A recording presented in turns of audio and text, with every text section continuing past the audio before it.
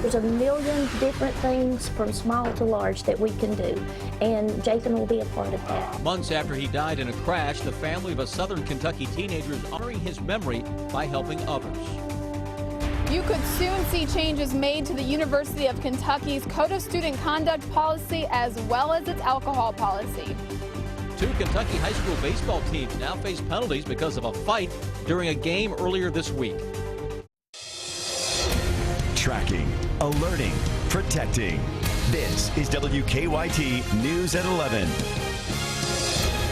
Good evening. Making sure a teenager's legacy lives on. Tonight, family members of a 13-year-old boy killed in a crash honored his memory by giving back to a group he really cared about.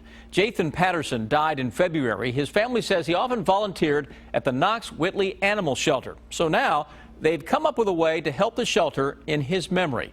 Garrett Weimer has our top story at 11. It was a day of mixed emotions.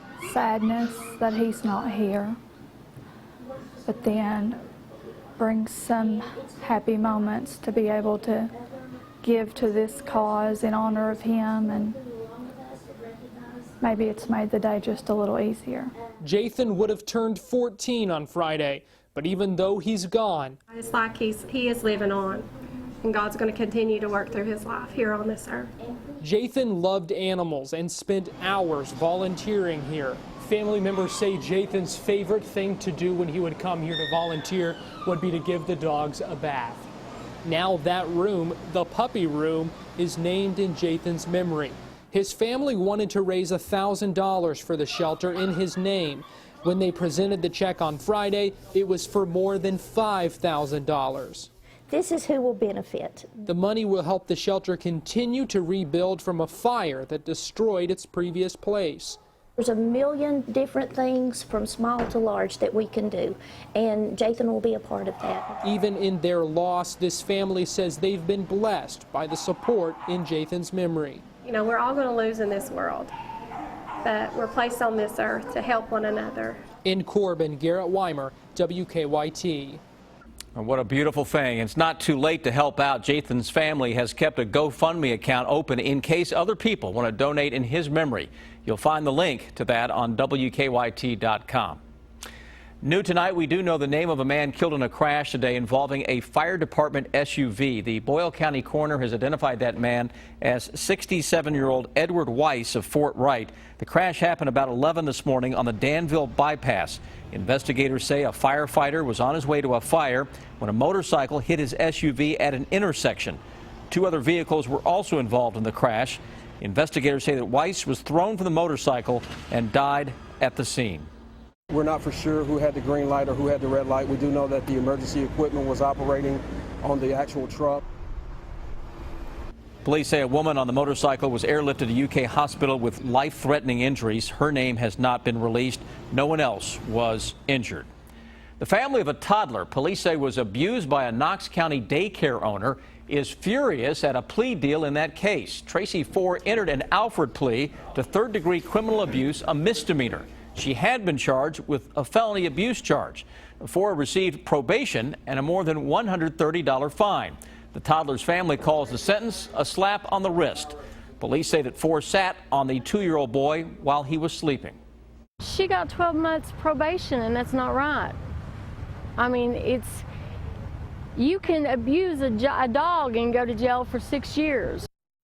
The judge also said that Ford cannot own any more daycares, but she can still work at one.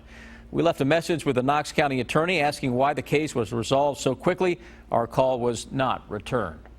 University leaders say it's part of their effort to make UK and that campus safer. Tonight, a task force formed by UK President Eli Capilouto has recommended some changes to the Code of Student Conduct.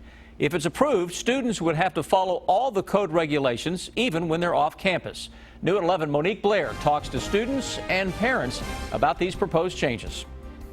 After extensive research, the Safety Task Force is proposing UK make some changes to its Code of Student Conduct, its sexual misconduct, and its alcohol policies. With the policies we're trying to put in place, We're making it clear to students that if there are violations of our expectations, discipline expectations off campus, they'll be handled as matters of code of student conduct as well. Now, if the proposal passes, students will have to respect all code of conduct regulations beginning from the moment they register for classes until the moment they graduate or transfer. You have to be thinking constantly about what they're doing away from school. I mean, you know, just to say to come to school and act okay and then go home and be wild and crazy, I don't agree with that. I think it's good policy, and I think it should pass. The task force recommends the university allow consumption of alcohol, but with specific rules, such as pre-registering the event first and enforcing those in attendance to be at least 21 years old. Maybe some students, they'd prefer that rather than, you know, going to some random party that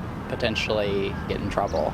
This way it's more structured, I guess. For a long time, alcohol has been, for the most part, banned from the campus. That's not really facing the reality of what's going on in our world. And it also doesn't necessarily, it also has had the impact, we think, and a lot of neighborhoods think, of pushing alcohol off campus and into the neighborhoods, and that's not a good environment either. Under this proposal, alcohol will still not be allowed in any residence hall. In Lexington, Monique Blair, WKYT. The UK Board of Trustees will vote on these proposed changes next month.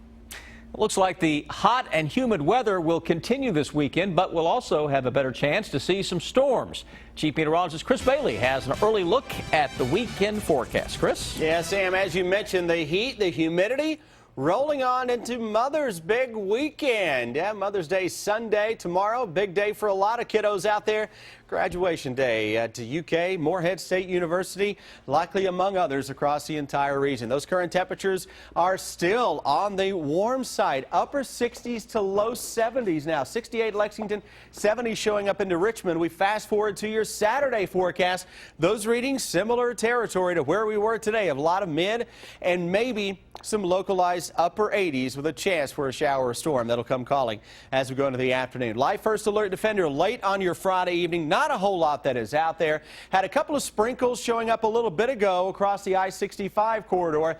That stuff drying up as we speak. You can see that just kind of popping off the radar picture. But the farther west that we go, we get in a little more humidity. That's the leading edge of some humid air that is working its way on into town. Big time outbreak again, unfortunately, of severe weather into parts of Oklahoma and Texas. But our flow is going to bring some tropical moisture into town as we go through the weekend. That means the focus of the forecast, Sam, when I come back in 10 minutes on the thunderstorms that are set to crank up. An updated hour-by-hour forecast will show you when those storms will fire as we go through Mother's Day weekend here in just a bit. As Chris just mentioned, for people living in the southern plains, it's been another night of severe weather. Tornado warnings have been issued in Oklahoma and Texas tonight. And this follows a series of tornadoes in the plains earlier this week. Don Champion has the latest now from Oklahoma. Hail the size of golf and tennis balls fell on southwestern Oklahoma Friday as another round of severe weather pounded the southern plains. Several tornadoes were reported as the storms crossed from Texas into Oklahoma. Wind gusts up to 60 miles an hour knocked down power lines outside Oklahoma City, snarling traffic and causing widespread power outages. It's not just the wind that's causing problems here. The storms are also dumping several inches of rain in just a couple of hours on land that was saturated by storms earlier in the week. Some drivers who tried to cross low-lying areas quickly found themselves stuck, and more storms are possible this weekend. On Mother's Day, the slight risk continues. A slightly lower threat for severe weather, but a higher flooding threat across this entire area. Forecasters are warning residents to err on the side of caution. The atmosphere is very humbling, and even though we can get much of the forecast right, there are often still storms here or there that produce perhaps more severe weather than we expect, and in some cases less. So far, well over 60 tornadoes have been reported this week. Don Champion for CBS News, Norman, Oklahoma. The severe weather forced the University of Oklahoma to postpone its graduation until tomorrow, as long as there are not any severe storms then. New tonight, the Kentucky High School Athletic Association has punished 2 high school baseball teams involved in a fight during a game. Investigators say Pike Central player Brad Elkins threw a punch at a Lawrence County player, which was caught on video. He's been charged with assault, but the KHSAA says players from both teams left their positions during the fight. So the organization ordered both teams to forfeit one upcoming game, and both are on probation for the rest of the season. The organization also fined Pike Central $200, saying some of their players left the dugout during the fight. Elkins has also been suspended through the district tournament. A Breathitt County road was shut down most of the day because of a rock slide. Road crews say it happened this afternoon along Highway 30.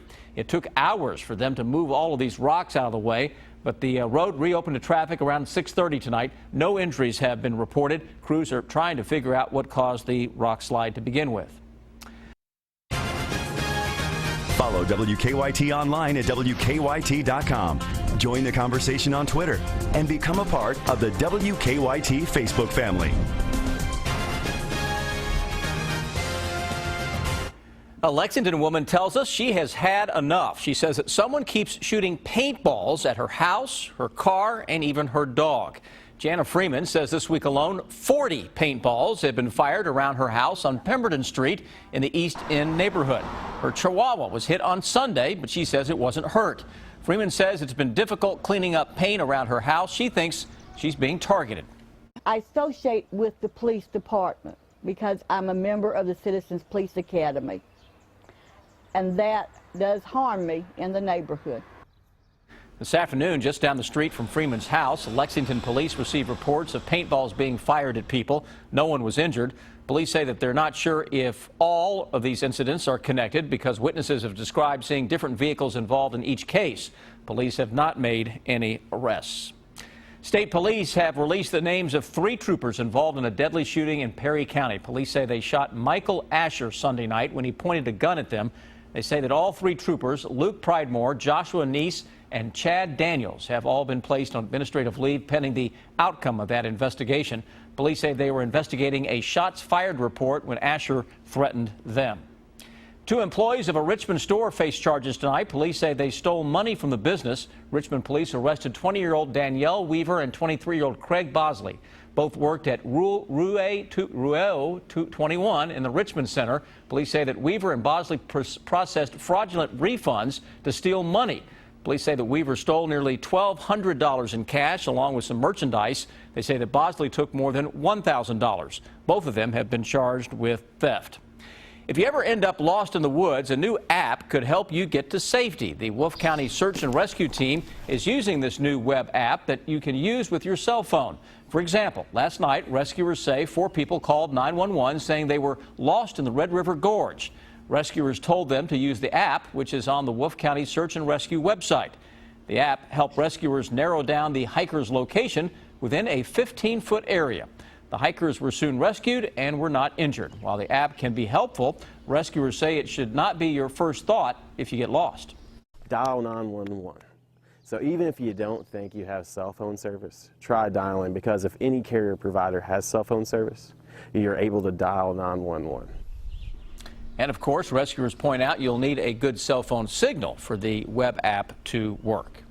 Coming soon for Lexington moviegoers, a new home for the Movie Tavern. Tonight, Movie Tavern managers announced that the current location on North Locust Hill off of Richmond Road will be closing this summer. But at the same time, Movie Tavern will open its new theater at Brannon Crossing in Jessamine County. Managers say the North Locust Hill Movie Tavern will close on July 20th. A stylish event in Lexington helping raise money for a very good cause tonight. Many people were on hand for purses, pouts, and pearls at the Carrick House on North Limestone. They raised money for the American Cancer Society tonight. The event included food, music, a silent auction, and even purse bingo. Our Jennifer Palumbo was the MC tonight.